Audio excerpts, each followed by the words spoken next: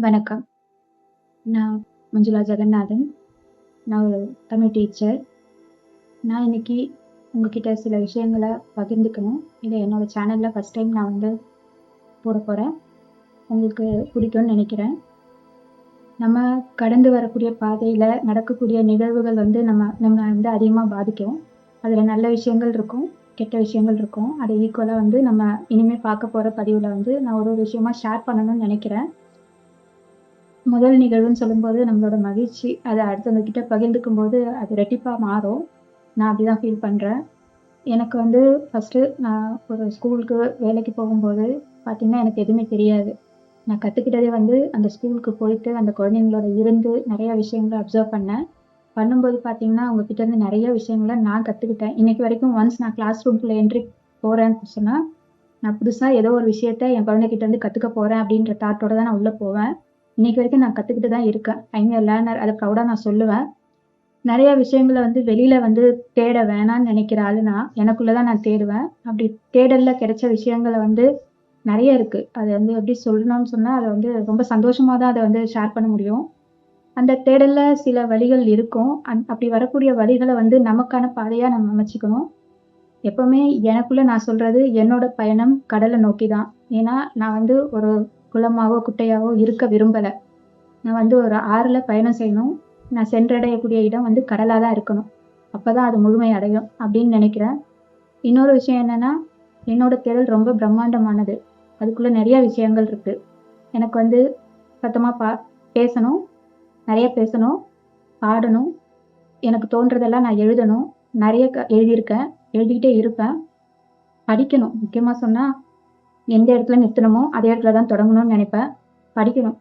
எனக்கு எனக்கு புடிச்ச அளவுக்கு, என்னால முடிஞ்ச அளவுக்கு நான் படிச்சுட்டே இருக்கணும்னு நெனைப்பேன். இது அத்தனையுமே நான் கத்துக்கிட்ட ஒரு இடம் சொன்னா, அது ஸ்கூல். நான் 2014ல ஸ்டார்ட் பண்ணேன். கிண்டர் கார்டன் ஸ்கூலுக்குள்ள போனேன்.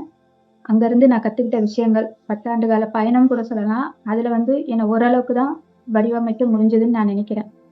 ஏன்னா, நான் இத ஒரு ஸ்டோரியா என்னோட குழந்தைங்களுக்கு சொல்லுவேன். எப்பவுமே நம்ம பாறைய ஒரு உதாரணமா எடுத்துக்கணும். அந்த பாறைய 2 விதமா பிரிப்பாங்க. ஒண்ணு படிக்கட்டு செய்வாங்க. இன்னொன்னு கோவில்ல இருக்கக்கூடிய சிலை, கற்சிலை, அதாவது சாமி. அந்த மாரி நம்ம சாமியா ஒரு இடத்துக்குள்ள போய் உட்காரும்போது நம்மளோட மதிப்புன்றது ரொம்ப உயர்வா இருக்கும். அப்ப அந்த சாமிய மட்டுமே நம்ம பார்க்கக்கூடாது. இந்த பாறையா இருக்கிறத ஒருத்தர் செதுக்கும்போது, உளி வச்சு செதுக்கும்போது, அந்த பாறை எந்த அளவுக்கு வலிய தாங்குதோ, அந்த அளவுக்கு அது பிரம்மாண்டமாவும், பிரமிப்பாவும் எல்லாராலயும் பூஜிக்கப்படக்கூடிய ஒரு தெய்வமா மாறும்.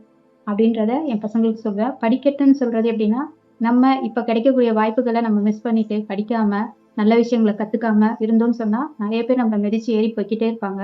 அந்த வலிகள் காலத்துக்கும் நமக்குள்ள இருக்கும். அத மாத்த முடியாது. இந்த கதைகள நான் குழந்தைங்களுக்கு சொல்லும்போது, அவங்க சொல்லுவாங்க, "இல்ல மேம், நாங்க கோயிலுக்குள்ள இருக்கக்கூடிய சிற்பமா தான் இருக்கணும்னு." இந்த ஸ்டோரிய நான் எனக்குள்ள நெறைய வாட்டி சொல்லி பார்த்துக்கிட்டே இருப்பேன். சொல்லிக்கிட்டே இருப்பேன். இன்னொரு விஷயம், நம்ம சொல்லக்கூடிய விஷயங்கள் இந்த குழந்தைங்களோட மனசுல பதியிற மாரி நம்ம சொல்லணும். அது பெற்றோர மதிக்கிறதா இருக்கட்டும், நம்ம தாத்தா, பாட்டிய அவங்க பார்த்துக்கிற விதமா இருக்கட்டும், டீச்சர்ஸ் கிட்ட அவங்க நடந்துக்கிற விதமா இருக்கட்டும், அந்த சரவுண்டிங்ல அவங்க பார்க்குற விஷயங்களா இருக்கட்டும், இது எல்லாமே அந்த கண்ண அப்சர்வ் பண்ணும்போது, நல்லது, கெட்டத பிரிச்சு பார்க்க நம்ம சொல்லிக் குடுக்கணும். அது நெறைய இடத்துல நம்ம மிஸ் பண்றோம். அத நம்ம தெரிஞ்சுக்கிட்டோம்னு சொன்னா, அந்த குழந்தைய ஈஸியா வெளியில கொண்டு வரலாம். நம்ம நெறைய கவுன்சிலிங் தேடி போயிட்டுருக்கோம். அப்படி போறதுக்கு பதிலா நம்ம நெறைய அந்த குழந்தையோட இருந்தோம்னாவே, அதுக்கான சொல்யூஷன் ஈஸியா கிடைச்சிரும்னு நான் நெனைக்கிறேன். தேடி தேடி ஓடுறோம். எத எதையோ எங்கெங்கேயோ தேடுறோம். தேடுற விஷயங்கள் அத்தனையும் நமக்குள்ள தான் இருக்குதுன்றத எப்ப நம்ம புரிஞ்சு தேட போறோம்ன்றது தெரியல. இது என்னோட முதல் பயணம், முதல் துவக்கம். இந்த பதிவு குழந்தைகளும் நானும், பெற்றோரும் நானும் பயணித்த பாதையில நான் கத்துக்கிட்ட விஷயங்கள உங்களோட ஷேர் பண்ண போறேன்.